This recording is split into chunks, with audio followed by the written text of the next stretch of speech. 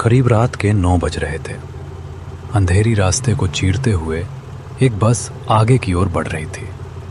बस के अंदर देखकर लग रहा था कि सिर्फ एक ही पैसेंजर बाकी है। अरे कंडक्टर, अभी कितने पैसेंजर बाकी हैं? जी उस्ताद, अब बस एक ही पैसेंजर बाकी है। और ये आखिरी पैसेंजर कहाँ पर उतरेगा? पता नहीं उस्ताद, रुकिए, मैं उसी से पूछ कर आता हूँ। तभी कंडक्टर धीरे धीरे उस पैसेंजर की ओर बढ़ने लगता है। अरे ओ लड़के, उठ जा, अपने कानों से हेडफोन निकाल। क्या हो गया चाचा? तूने बस का टिकट लिया था? हाँ, लिया था टिकट। वो अभी भी मेरी जेब में पड़ा है। आपको चाहिए क्या? नहीं नहीं। अच्छा ये बताओ, ये टिकट कहाँ जाने का लिया था? देवपुर जाने का। क्यों चाचा, क्या बात है? क्या? ये तुम क्या बोल रहे हो? तुम्हें देवपुर में उतरना था और तू यहाँ कानों में हेडफोन लगाकर सो रहा था। ये गांव तो कब का 1 घंटे पहले ही निकल चुका है। क्या कह रहे हो चाचा? देवपुर गांव निकल चुका है? पैसेंजर तुरंत खड़ा हो जाता है और आसपास की खिड़कियों के बाहर देखने लगता है। ये क्या कर दिया चाचा? जब देवपुर आया था तो आपको बोलना चाहिए था ना। अरे हम बोले होंगे, तुम सुना ही नहीं होगा, तो हम क्या करें? और हेडफोन लगाकर सो जाओ। जब तुम यात्रा करने निकलते हो तो क्यों सो जाते हो? हम देवपुर से काफी दूर निकल आए हैं और अभी ये बस अंधेर घाटी के घने जंगल में है। अब बोलो, क्या करोगे? आगे की ओर जाओगे या यही अंधेर घाटी में उतरोगे? अरे चाचा, आगे की ओर जाएंगे तो वहां से वापस आने के लिए मेरे पास पैसे नहीं हैं। एक काम कीजिए चाचा, बस को रुकवा दीजिए। मेरे पास साइकिल है, हम साइकिल से ही वापस देवपुर चले जाएंगे। ठीक है, अपना रिस्क लेकर उतरना, क्योंकि पिछले 10 सालों से मैंने कभी भी इस अंधेर घाटी के जंगल में बस नहीं रोकी है। तो मेरी यही राय है कि इस जंगल में मत उतरो। अगले बस स्टेशन पर रुककर सुबह होते ही वहां से निकल जाना। वैसे भी तुम्हारे पास साइकिल भी है। अरे चाचा, अगर सिर्फ साइकिल होती तो मैं अगले बस स्टेशन पर उतर जाता, लेकिन मेरे पास किताबों और कॉपियों से भरी एक बोरी भी है। उसे साइकिल से खींचते खींचते मेरी हालत बहुत खराब हो जाएगी। ठीक है, तुम्हारी मर्जी, मैं बस रुकवा देता हूं। फिर कंडक्टर ड्राइवर के पास जाने लगता है। अरे ड्राइवर साहब, बस रोक दीजिए। तभी ड्राइवर अंधेर घाटी के घने जंगल के बीचों बीच अपनी बस धीरे धीरे रोक देता है। क्या हो गया कंडक्टर, बस अचानक क्यों रुकवाया? अरे उस्ताद, एक बहुत बड़ी प्रॉब्लम हो गई है। बस में जो एक पैसेंजर बैठा है उसे देवपुर में ही उतरना था, लेकिन वो पैसेंजर कानों में हेडफोन लगाए गहरी नींद में सो रहा था। और वो पैसेंजर अभी जिद कर रहा है कि मुझे इसी अंधेर घाट के जंगल में ही उतार दीजिए। ये तुम क्या कह रहे हो कंडक्टर? तुम्हें तो सबको एक एक करके पूछना चाहिए था ना। अगर इस पैसेंजर को इस अंधेर घाटी में उतारने के बाद कुछ हो गया तो उसकी जिम्मेदारी कौन लेगा? तो अब हम क्या करें उस्ताद, इसमें गलती मेरी थोड़ी ना है। मैंने तो सबको चिल्ला कर कह दिया था कि देवपुर बस आ गया है। अगर वही कानों में हेडफोन लगाकर सो जाए तो इसमें मेरी गलती थोड़ी ना है। ठीक है, इन सब बातों का भी कोई मतलब नहीं है। अगर ये पैसेंजर यहीं उतरना चाहता है तो इसका फोन नंबर लेकर इसे यहीं छोड़ दो। सुबह कॉल करके पूछ लेना कि घर पहुंचा या नहीं। ठीक है उस्ताद, ले लेता हूं फोन नंबर। तो फिर कंडक्टर उस आखिरी पैसेंजर से उसका फोन नंबर ले लेता है और धीरे धीरे उसका सारा सामान बस से नीचे उतार देता है। बस के दरवाजे बंद होते हैं और बस आगे की ओर बढ़ जाती है और वो पैसेंजर अंधेर घाटी के जंगल में अकेला खड़ा रह जाता है। आसपास के जानवरों की आवाजें उस अंधेर घाटी के जंगल को और भी भयानक बना रही होती हैं। कहीं दूर से सियारों की आवाज आती है तो कहीं कहीं उल्लू की डरावनी गूंज उठती है, जिससे पूरा माहौल और ज्यादा सन्न भरा लगने लगता है। मैं कितना आलसी हो गया हूँ। बस में कब आंखें लग गई मुझे पता ही नहीं चला। अब इस किताबों से भरी बोरी को साइकिल से खींचना पड़ेगा। मेरी माँ ठीक ही बोल रही थी कि शाम को रूम खाली मत करो, लेकिन मैंने सुना ही नहीं। अगर माँ की बातें सुन लेता तो इस सुनसान रोड पर नहीं फंसता। चलो कम से कम मेरे पास साइकिल तो है, रात भर में गांव पहुंच ही जाएंगे। इतना कहकर अर्जुन अपनी साइकिल के पीछे बोरी रख देता है, ही अपने गांव की ओर लौट पड़ता है। दरअसल अर्जुन पिछले 6 वर्षों से लखनऊ में रहकर सरकारी नौकरी की तैयारी कर रहा था। उसकी तैयारी अब पूरी तरह से हो चुकी थी। वो जिस भी सरकारी परीक्षा में बैठता उसमें सफल हो जाता, लेकिन किसी न किसी कारण से हर बार चयन से वंचित रह जाता। कभी फिजिकल टेस्ट में, कभी आयु सीमा में, तो कभी मेरिट के आधार पर।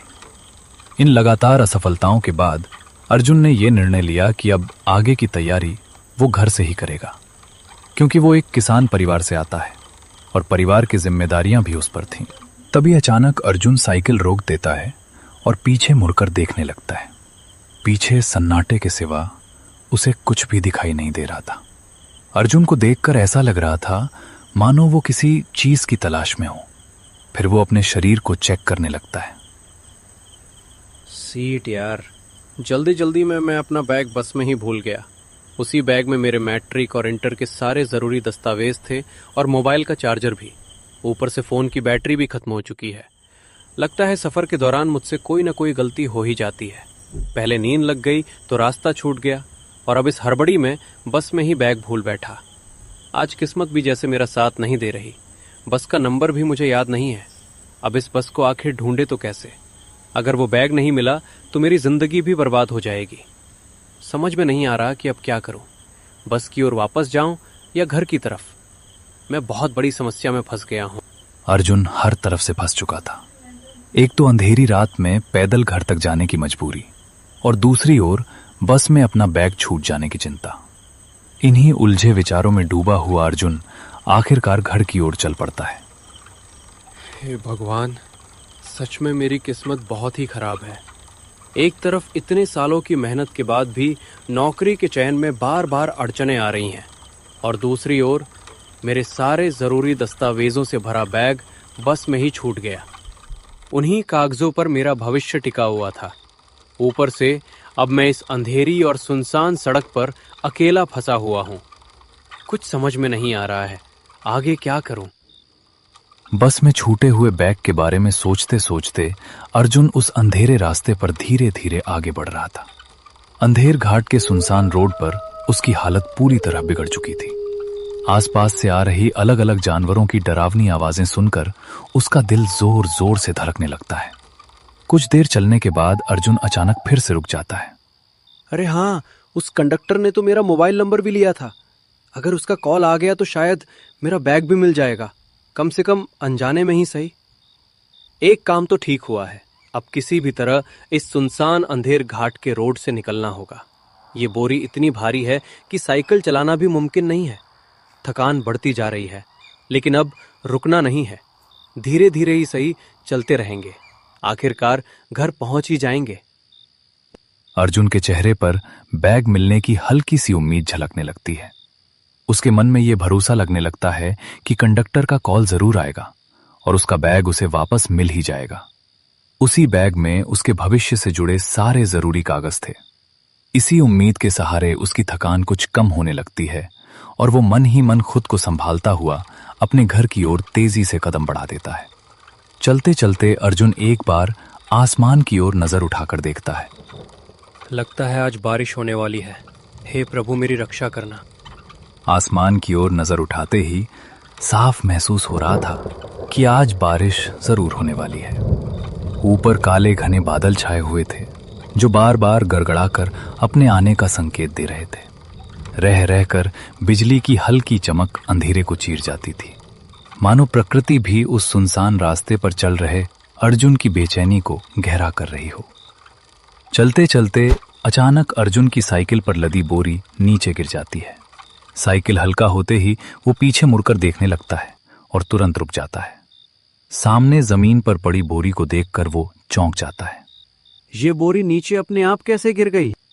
अर्जुन आसपास नजर दौड़ाता है, लेकिन वहां दूर दूर तक सन्नाटे के सिवा कुछ भी दिखाई नहीं देता।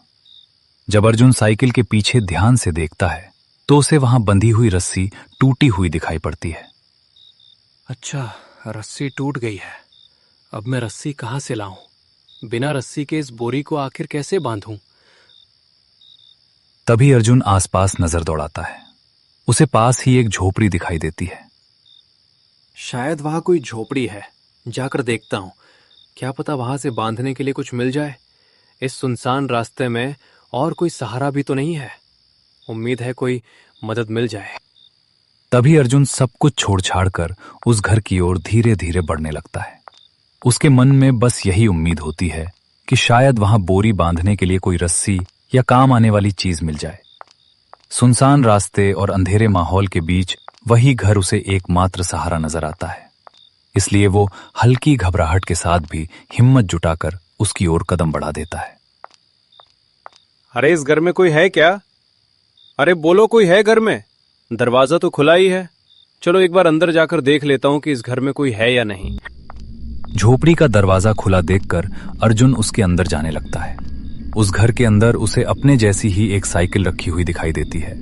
लेकिन असली हैरानी तो तब होती है जब वो देखता है कि उस साइकिल के बगल में एक बोरी भी रखी हुई है, जो बिल्कुल उसकी बोरी जैसी ही लग रही थी। अरे ये तो बिल्कुल मेरी साइकिल और बोरी जैसी ही दिख रही है। ऐसा कैसे हो सकता है? शायद ये महज एक इत्तेफाक भी हो सकता है। तभी पीछे से अचानक एक आवाज सुनाई देती है। तभी अर्जुन धीरे धीरे पीछे मुड़कर देखता है। जैसे ही उसकी नजर सामने पड़ती है, वो सन्न रह जाता है। जो दृश्य उसके सामने होता है उसे देखकर उसके पैरों तले जमीन खिसक जाती है और उसकी सांसें थम सी जाती हैं। अरे मैं ये क्या देख रहा हूं? ये तो मेरी ही तस्वीर है। मेरा फोटो इस दीवार पर क्यों टंगा हुआ है? ऐसा कैसे हो सकता है? दीवार पर अपनी ही तस्वीर देखकर अर्जुन घबरा जाता है। जैसे ही उसकी नजर नीचे टेबल पर पड़े कैलेंडर पर पड़ती है, उसकी हालत और भी खराब हो जाती है। कारण यह था कि उस कैलेंडर में आज की तारीख नहीं, बल्कि 50 साल बाद की यानी 2076 की तारीख अंकित थी। ऐसे कैसे हो सकता है? डायरेक्ट 50 साल आगे मैं यहां कैसे पहुंच गया हूं? यहां का हर सामान, हर चीज मेरे जैसी क्यों है? जैसे ही अर्जुन सामने की कुर्सी पर रखे कपड़ों को हटाता है, उसके सामने का दृश्य देखकर उसकी आंखें फटी की फटी रह जाती हैं। उस कुर्सी पर एक कंकाल बैठा होता है और वो कंकाल बिल्कुल उसी तरह का कपड़ा पहने होता है जैसा अर्जुन ने पहना था। ये सब देखकर अर्जुन का शरीर कांप उठता है। डर और घबराहट में वो सब सामान वहीं छोड़ छाड़ कर तुरंत वहां से भाग जाता है। काफी देर तक भागने के बावजूद अर्जुन फिर उसी घर के सामने पहुंचकर रुक जाता है। उसके शरीर में अब भी डर की हलचल है, लेकिन लगता है जैसे कोई अदृश्य शक्ति उसे वहीं रोक रही हो।